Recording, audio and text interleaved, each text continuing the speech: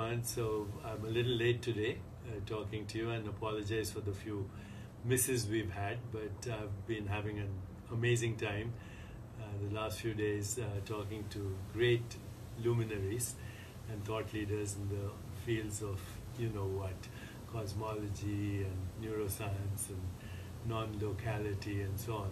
So today I'm very fortunate to be sitting next to Rodrigo Nino. Thank you. Please say hi to everyone. Hi, everyone. And we are at his place, one of his places in New York. It's called the Assemblage.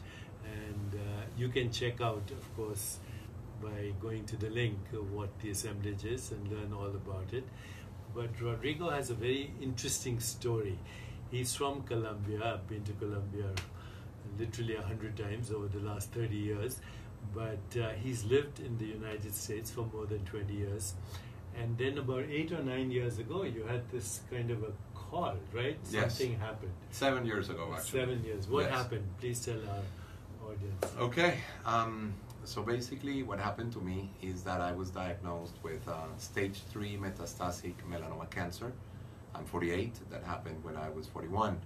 And I'm an economist and a real estate developer here in New York. So I was very addicted, I would say, to secular validation. Whatever couldn't be demonstrated scientifically, whatever wasn't material, effectively didn't exist to me. And then there I was, suffering of this terrible cancer with a very bad prognosis and with the imminent fear of dying. And I couldn't find answers in this that we call reality. So I had to remove myself from my comfort zone, and that took shape in the form of ayahuasca sessions deep in the jungle in Peru. And ayahuasca has a molecule called DMT that fosters what it's called a mystical experience that has been analyzed by many scientists, but in particular by two called Pankey and Richards, that created a questionnaire that is accepted by the FDA and the DEA now in classifying this mystical experience.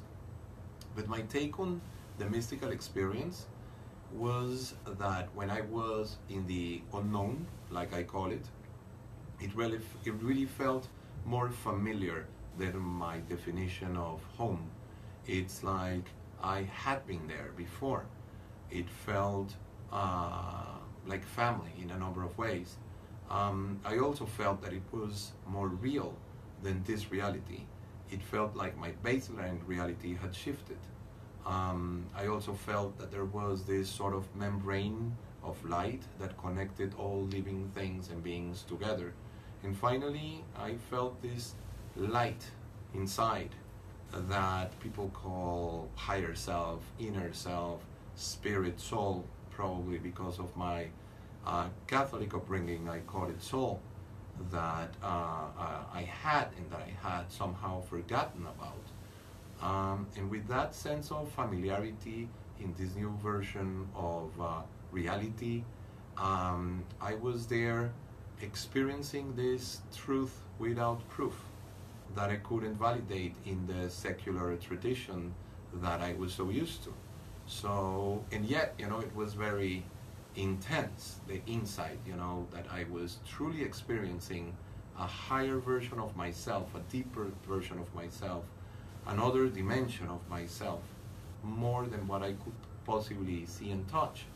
And with that experience, I also was able to objectively, from a point of distance, observe what was happening in this that we call the physical reality. And what I saw was very interesting from that place of compassion, unconditional love, non-duality, no violence or antagonism at all. I saw from that standpoint how this reality that we're living in was essentially shifting into something that was coming closer to what I was experiencing.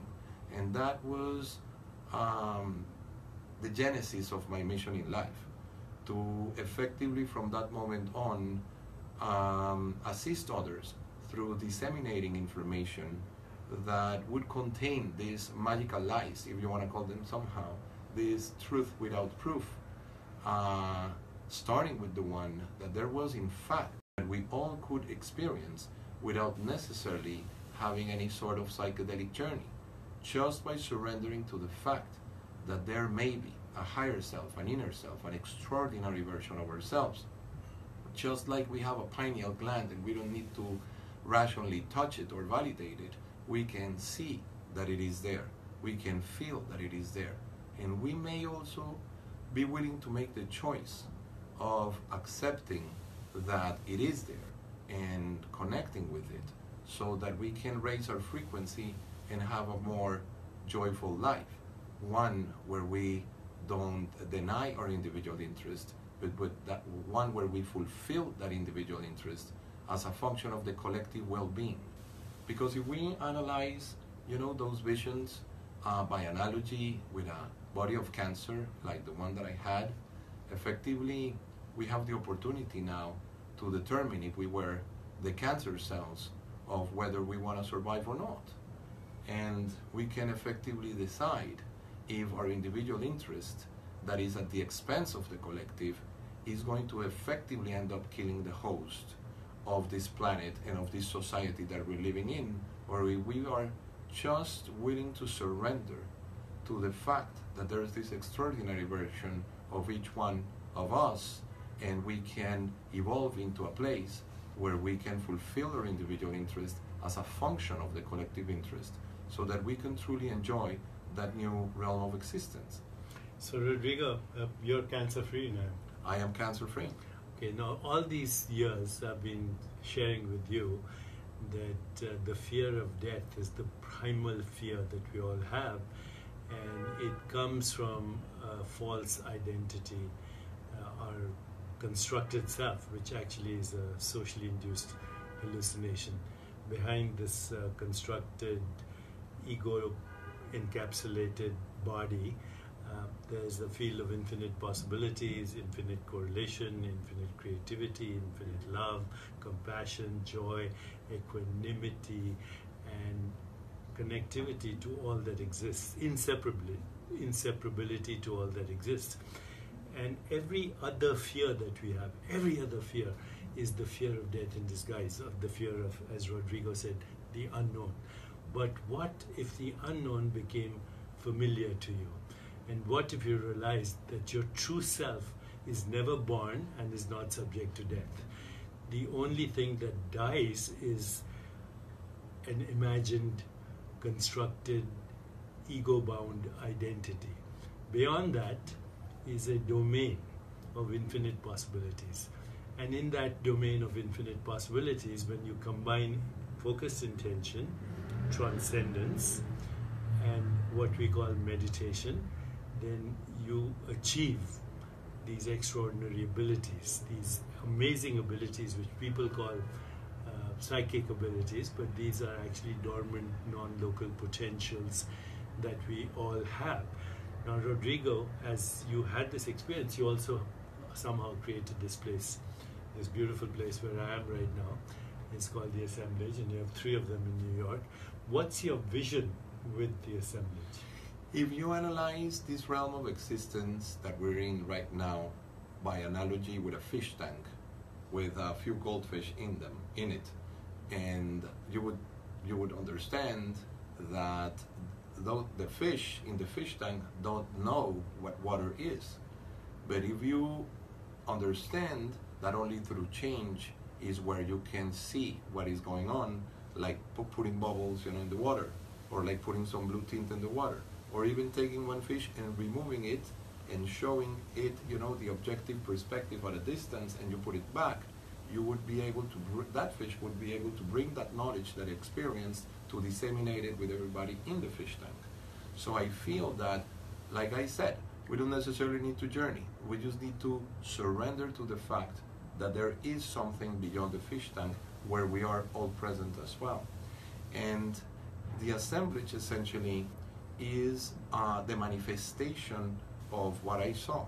In a way, it was like a puzzle that I had seen, that when I came back from these journeys in the jungle, all the pieces, were scattered all over the world, and I started remembering those little pieces and putting them together.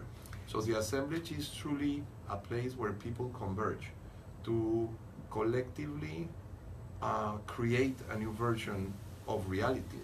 That is to say, one of consensual belief, where we can start telling a new story to each other, one from relating from the extraordinary self to the extraordinary self. So it's a very interesting use of words, remember, which means to bring together that which was dismembered. We are already in this society, this insane world, we are dismembered, we are fractured, we live with the fragmented self.